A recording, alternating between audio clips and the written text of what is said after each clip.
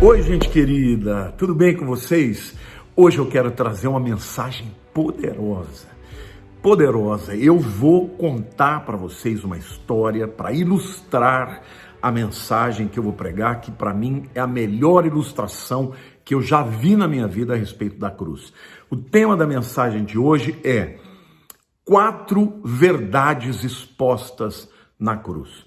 E eu vou contar então essa ilustração que é verdadeira, para que você possa ser abençoado por ela. Diz que 2 caçadores de pato nos Estados Unidos estavam caçando patos, num lugar que tinha uma floresta e estava um tempo muito seco, mas muito seco mesmo. E de repente eles começaram a ver alguns animais correndo na direção deles. E eles viram um vento extraordinariamente quente vindo, e eles logo perceberam que tinham uma queimada vindo na direção deles e a velocidade do fogo era tão rápida que eles não tinham como correr mais do que isso, eles iam ser pegos. Como eles eram caçadores experientes, o que eles fizeram? Eles viram uma clareira, ele tirou tudo que tinha no bolso dele, ele tirou até algumas balas do rifle dele e espalhou pólvora, botou gravetos, fez um círculo com gravetos, pólvora, tudo aquilo que pegava fogo, e ele então fez um fogo, em redor dele e do amigo dele. Eles cobriram a cara com lenços, ficaram abraçadinhos e o fogo vindo com tudo, e quando o fogo chegou no lugar onde tinha queimado, o fogo pulou e continuou passando e não os queimou. E qual é a moral da história disso? O fogo nunca queima um lugar que já foi queimado. Aí você vai dizer, puxa, pastor, essa história é verídica? Verídica, gente. Os 2 caçadores foram salvos do fogo, pelo fogo que eles fizeram em redor deles e, portanto, não foram queimados. E qual que é a aplicação disso? Porque, queridos, quando nós pecamos contra Deus, a lei de Deus faz com que nós tenhamos que pagar essa conta. A Bíblia diz que o salário do pecado é a morte, e o fogo de Deus vem para aqueles que não tiveram ainda um sacrifício queimado, mas Jesus morreu na cruz. E o sacrifício dele foi consumido pelo fogo do juízo de Deus. Ora, se o fogo de Deus já queimou alguém, que foi a vida de Jesus, o seu sacrifício, ele não vai mais nos destruir. Da mesma maneira como aqueles 2 caçadores foram salvos porque eles fizeram fogo em redor deles, e quando o fogo chegou, o fogo de fora chegou, já havia sido queimado, o fogo continuou buscando outros combustíveis.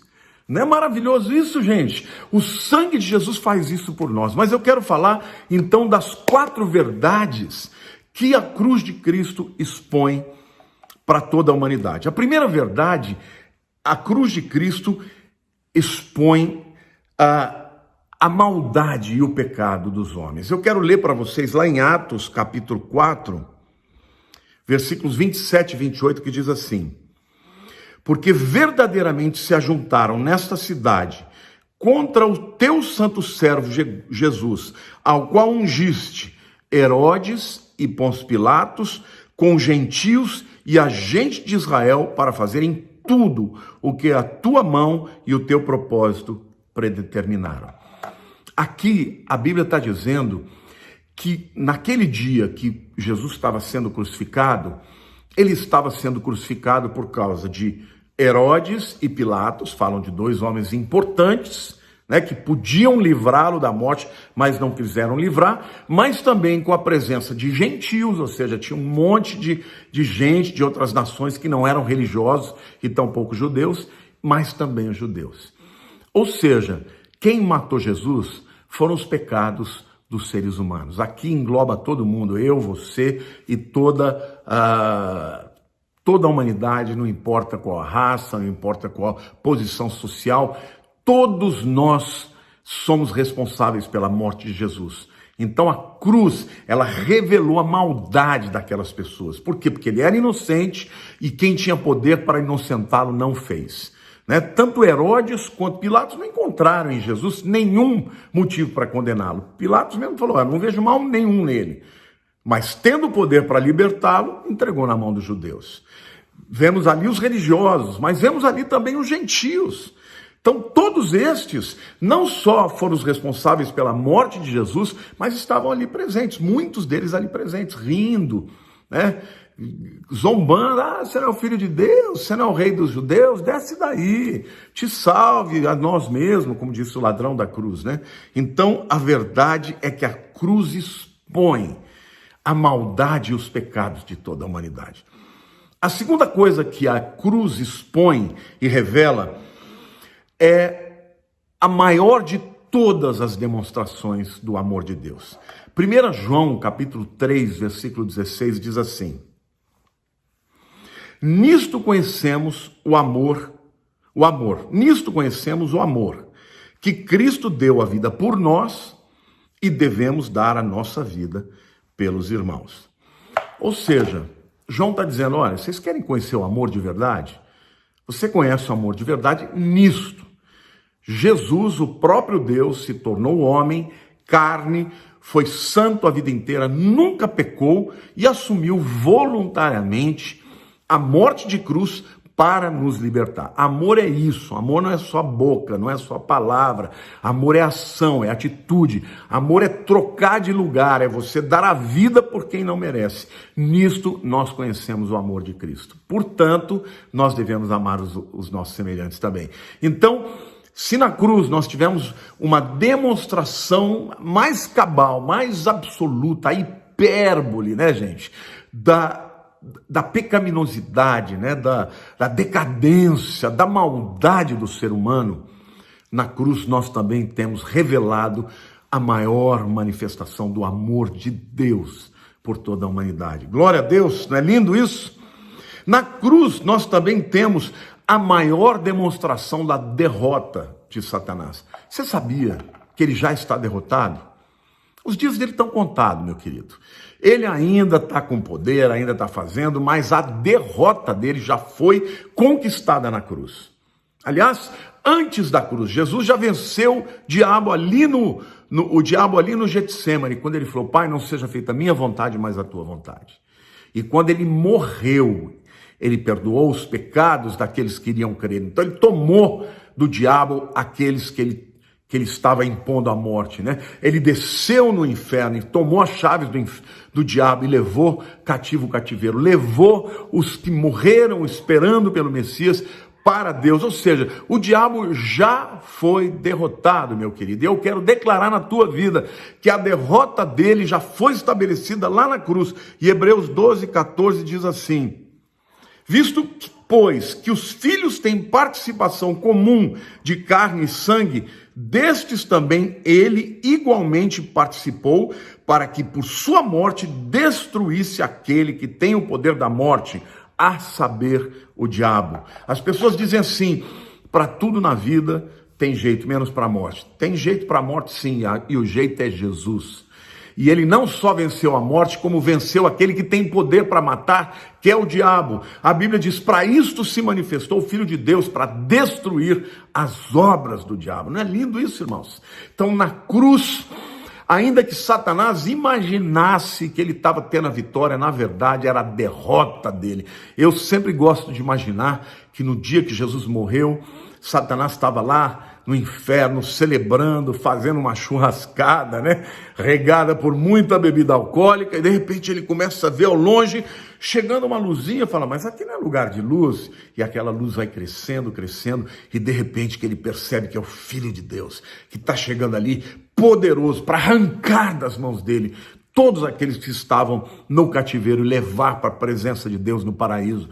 Então, meu querido, a cruz não é uma demonstração de derrota, mas é a vitória cabal de todos os que creem em Jesus contra Satanás e contra a morte. É por isso que Paulo diz: ó morte, onde está a tua vitória? Onde está o teu aguilhão? Amém. Jesus morreu e ele ressuscitou. Porque ele ressuscitou, nós também venceremos a morte. Então é a maior de todas as vitórias contra a morte, mas não só contra a morte, mas contra aquele que tem poder de morte, poder para matar, que é o próprio diabo. Amém? Então essa terceira manifestação da cruz, a maior vitória, a maior testemunha da derrota de Satanás. E por último lugar, a cruz é a maior manifestação da obra de Deus para a salvação do homem. 1 Coríntios 1:18 diz assim: certamente a palavra da cruz é loucura para os que se perdem, mas para nós que somos salvos, poder de Deus. Quem não tem relacionamento com Deus, não entende, acha que a cruz foi derrota, acha que a cruz é vergonha, acha que a cruz é literalmente loucura, né? Fraqueza de Deus ou de Jesus. Mas não, a Bíblia diz: para nós que somos salvos, é o poder de Deus. É por isso que a Bíblia diz que em nenhum outro nome, nem nos céus, nem na terra, nem debaixo da terra, importa que sejamos salvos, senão sob o nome de Jesus. É poder de Deus, é a obra de salvação. Lá na eternidade, Deus já havia decidido. É por isso que Apocalipse 13:8 diz que aqueles que não tiverem Jesus vão adorar a besta, né? Todos aqueles que não tem os seus nomes escritos no livro da vida do Cordeiro que foi morto desde a fundação dos tempos. Ou seja, desde a fundação do cosmos, né? Lá na eternidade, Jesus já tinha morrido no coração de Deus, no seu próprio coração. O Espírito Santo já sabia. Quando chegou o tempo oportuno, ele nasceu de um nascimento virginal, ele viveu de maneira santa para que pudesse ser um sacrifício perfeito, mas quando chegou a hora, e é importante que você saiba, essa hora era uma hora determinada por Deus, gente, que lindo! Muitas vezes Jesus disse: não chegou a minha hora, mas quando chegou a hora, ele disse: Senhor, é para esta hora que eu vim para este mundo, a hora em que ele iria morrer na cruz, a hora em que a obra de Deus, extraordinária, poderosa, emanaria para toda a humanidade, para salvar os pecadores. Querido, nós vivemos num tempo onde a maldade humana tem sido multiplicada, pessoas fazendo as coisas mais horrendas. A gente vê pessoas fazendo maldades com animaizinhos que são inocentes, matando, judiando, mas nós vemos pessoas fazendo maldades ainda piores, fazendo maldades contra crianças, pedofilia, espancamentos. Você vê maldades, pessoas sendo capazes de fazer coisas que você não consegue nem olhar, né? Gente esquartejando a esposa, o marido, filhos matando pais. Essa é a maldade do homem. Isso foi exposto na cruz, mas foi exposto na cruz também a vitória, o amor de Deus por esses pecadores. A Bíblia diz: nisto prova o Senhor Deus o seu amor para conosco, pelo fato de termos morrido, Cristo ter morrido por nós, sendo nós ainda pecadores. Na cruz é manifesto também a derrota absoluta, cabal, definitiva de Satanás. E por último, meu irmão, é o poder de Deus nas nossas vidas, na minha vida, na tua vida, porque quando chegar a hora do arrebatamento da igreja, quando tocar trombeta, quem recebeu o sinal do Espírito, quem tem o sangue de Jesus sobre a sua vida, quem tem, meu irmão, o livro escrito no livro da vida, vai ser levado. É o poder de Deus para a salvação de todo aquele que crê, primeiro do judeu, mas também dos gentios, dos pagãos. Oh, glória a Deus, oh, aleluia. Você não precisa ser condenado quando vier o fogo do juízo, meu irmão. Não vai passar sobre a tua vida. Lembre-se, porque o fogo não queima onde já queimou, e o fogo já queimou na vida de Jesus. O juízo de Deus já veio sobre ele, para que a salvação viesse para todos nós. Aleluia, glória a Deus. O Senhor te ama tanto. Mas então, meu querido, abra o teu coração, rasga o teu coração. Não importa o que você fez, a Bíblia diz: onde abundou o pecado, superabundou a justiça.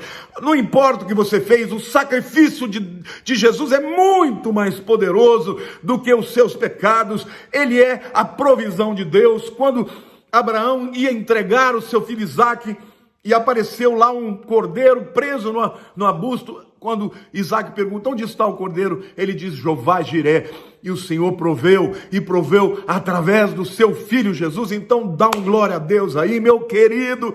Jesus é o Salvador do mundo, e o poder da sua salvação é para todo aquele que crê. Você não tem que merecer, você não tem que fazer por si mesmo, não tem que conquistar, porque Ele já fez. Agora eu digo para você, meu amado, se você ainda não entregou a vida para Jesus, saiba que o fogo do juízo vai passar. E se o fogo não queimou já ao redor de você, como naquela figura, você vai ser queimado pelo juízo. E ninguém, entenda bem, a Bíblia diz que todos pecaram e destituídos estão da glória de Deus. Ninguém pode sobreviver a esta condenação que não tenha Jesus como seu Senhor e Salvador. Então, não perca tempo.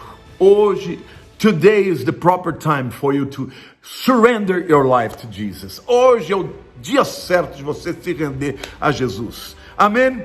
Hoje é o dia de Deus fazer essa obra linda de salvação que Ele já preveu desde a eternidade. Mas é você que tem que entregar a vida para Ele. Em nome de Jesus. Deus te abençoe. Se você já fez isso, então não ande debaixo de culpa, ande com alegria, porque a graça de Jesus é para todo que crê, em nome de Jesus. Deus te abençoe.